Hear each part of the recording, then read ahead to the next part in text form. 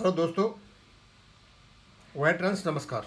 मैं दीवानसी अगेन फिर एडवोकेट कमल पाटनी साहब ने एक लेख लिखा और लेख है इनका जन जागरूकता अभियान बैंक पेंशन अपडेशन, संसद में सवाल, सरकार का जवाब और सच्चाई का संघर्ष।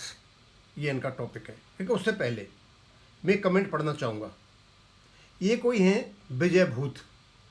जब मैं वीडियो को बना रहा था उसे 7 मिनट पहले ही आया।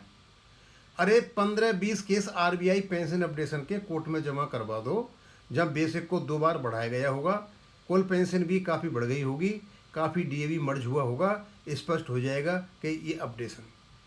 भाई विजय भूत, एक तो ये हम आरबीआई पेंशन अपडेशन का केस नहीं लड़ रहे हैं, हम लड़ रहे हैं केवल अपना पब्लिक सेक्टर बैंकों का पेंशन अपडेशन बीपीएन 995। लेकिन आपकी जो टोन और जो लैंग्वेज, जो एटीट्यूड है, अब मैं आपसे कुछ नहीं कह सकता। इस समय जो वीडियो बना रहा हूँ ना, ये है एडवोकेट कमल पाटनी, इनका ये फोटो है और इनका ये नंबर है। अब तुम ऐसा करो विजय भूत जी, इस तुम्हारे बाप को फोन करके बताओ कि हम बेकार लगे हुए हैं। एडवोकेट कमल पाटनी बेकार लगाया, जयंत शुक्ला बेकार लगाया, बीएन गोपालन बेकार लगाया है, और क्या नाम है अपने विवेक कौल सब वहाँ से आ रहे हैं, वो लगे हैं, रमेश चंद जी बेकार लगे हैं, पूरे के पूरे बैंक पेंशन बेकार लगे हुए हैं। सब चीज़ों में तुम्हारी जो जिस प्रकार की टोन है, अब ऐसा करो, सब बाप से बात करो, ये बाप तुमको जवाब देगा। अब आगे मैं चलता हूँ कमल पाटनी जी के लेख पर।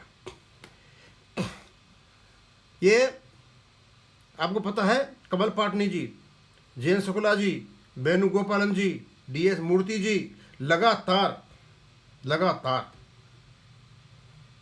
अटैकिंग मोड में, जब भी इनके उल्टे सीधे बयान आ रहे हैं,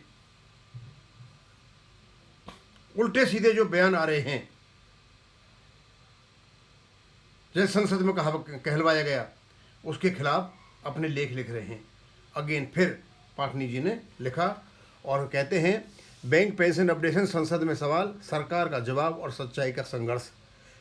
पेंशन एक्टिविस्ट द्वारा उठाया गया मुद्दा आज देश के लाखों बैंक पेंशनर की पीड़ा को सामने लाता है। 24 मार्च 2026 को राज्यसभा में सांसद एस सेल्वा द्वारा पूछे गए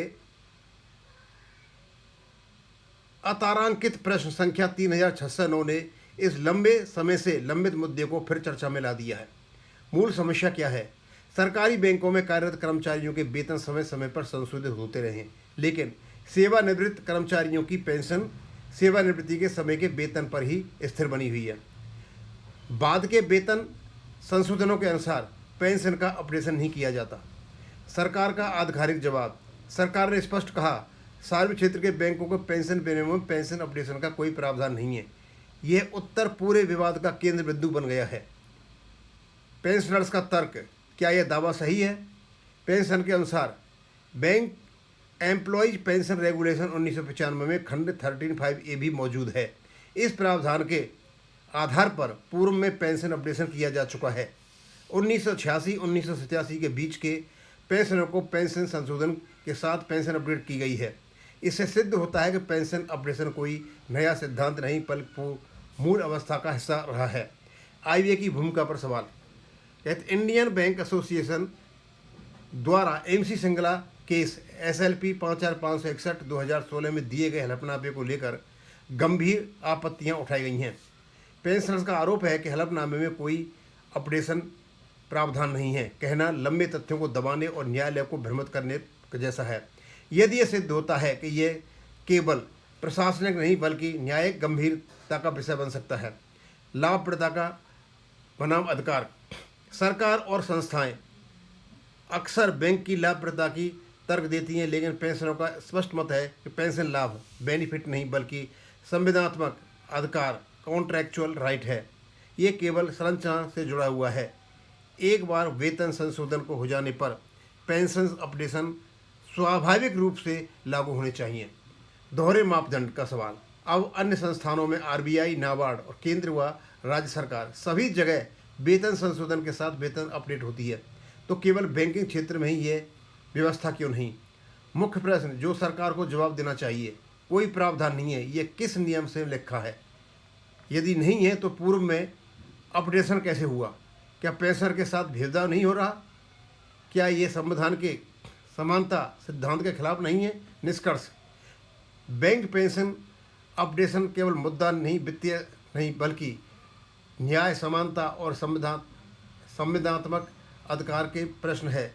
यदि लाखों पेंशनर को उनके वैध अधिकार से वंचित रखा जाता है तो ये केवल प्रशासनिक चूक नहीं बल्कि एक गंभीर नीतिगत असंतुलन है।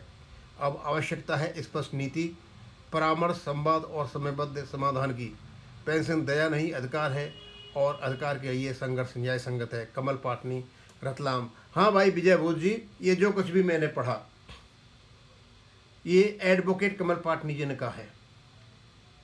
अब आप ऐसा करो, आप यहाँ से फ़ोन नंबर उठाओ, पाटनी जी को फ़ोन करो, उनको बोलो पाटनी जी आपने गलत लिखा है, आप इसको मत लिखो, आप एडवोकेट हैं, मैं आपको राय दे रहा हूँ, क्योंकि मेरा काम ही यही है कि दूसरे के यहाँ भी कब्र खोदना, और तो कोई काम है नहीं।